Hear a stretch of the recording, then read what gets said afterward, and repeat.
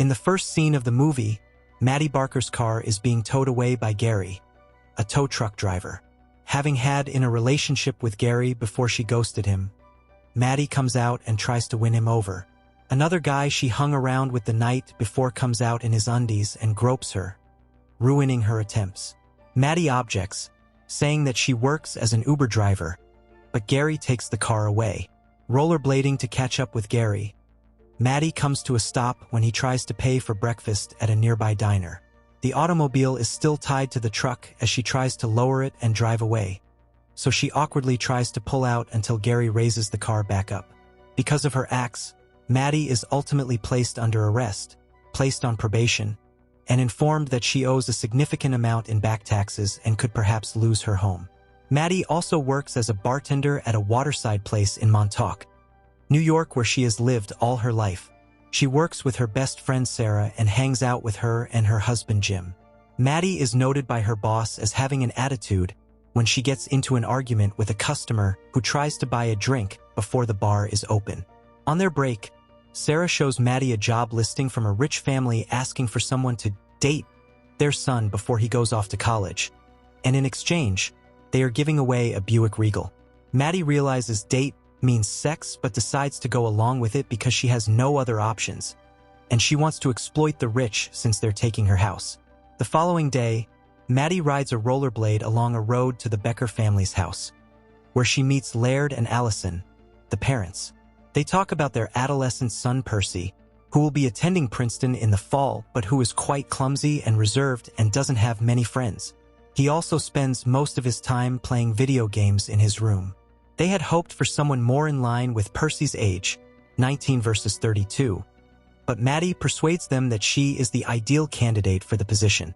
But Laird and Allison assure Maddie that Percy isn't supposed to be aware of their arrangement. Laird and Allison tell Maddie to find Percy working at a dog shelter. She wears a form-fitting dress to attempt to seduce him and pretends to want to adopt a dog. Percy shows her a former police dog named Milo that was let go from the force for becoming addicted to cocaine. Percy starts to get nervous as Maddie comes on too strong and tries to leave early, but Maddie offers him a ride home after borrowing Jim's van. When she brings Percy to her house, he pulls out a can of mace and sprays her in the face.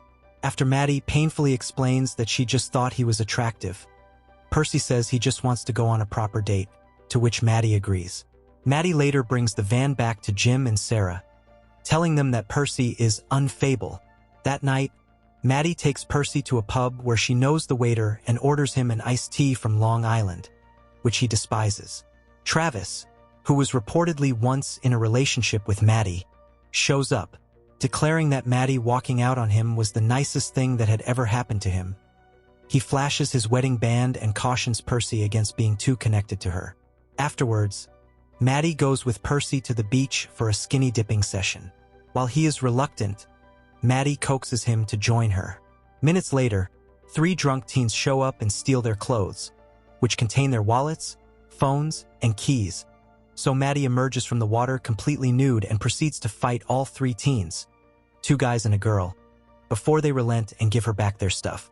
When Maddie goes back in the water, Percy is disturbed by her violent confrontation with the teenagers and tells her there is something wrong with her. Maddie walks out of the water, gets dressed, goes to her car to start it and drive away, but Percy is still nude and demands his phone back. When Maddie won't give it back, he hops onto the hood of her car, and she proceeds to drive with him hanging on, stark nude. The cops see them and pursue, but Maddie fears she will lose her license if she is caught.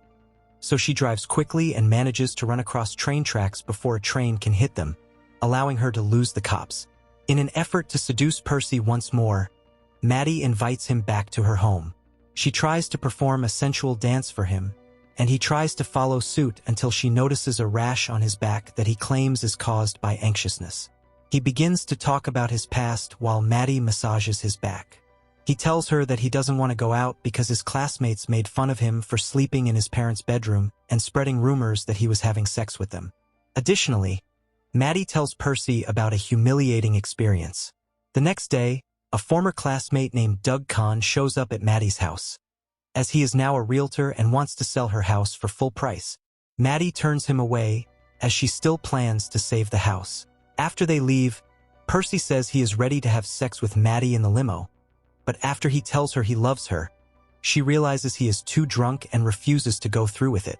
Percy tells Laird and Allison that his new girlfriend is the reason he seems more cheerful and outgoing. But because he wants to be near to Maddie, Percy informs them he is not going to Princeton anymore. When Allison calls Maddie, she starts to doubt her decision to take the position. In an attempt to prevent Percy from abandoning Princeton, Laird informs her that she can keep the automobile without going further in their relationship.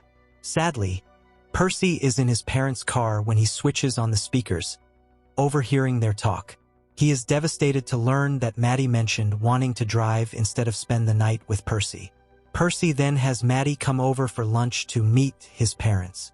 He starts drinking their wine and begins to act passive-aggressively before going out with his coworker Crispin to bring the Buick out into the woods to mess with it. When Percy returns to the house, he and Maddie then decide to have sex and get it over with, but before he can even get inside her, he ends up ejaculating on her thigh. He says that he knows about everything and doesn't want to see Maddie anymore, saying that she will end up living in Montauk for the rest of her life. Gary later delivers the battered Buick to Maddie because the papers have her name on them. Maddie later contacts Doug and decides to take him up on his offer to sell her house. She sells it to Jim and Sarah so they can stay and raise their baby there, and she is making plans to move to California. Maddie finds out Percy is at a Princeton mixer and goes to find him. He still refuses to speak to her, even as she tries to explain herself. She hops on the hood of his car like he did to her, and he drives off with her hanging on. They end up driving through a beach where Maddie catches fire from a barbecue grill before Percy drives into the water. He panics and looks for Maddie before they tearfully apologize to each other.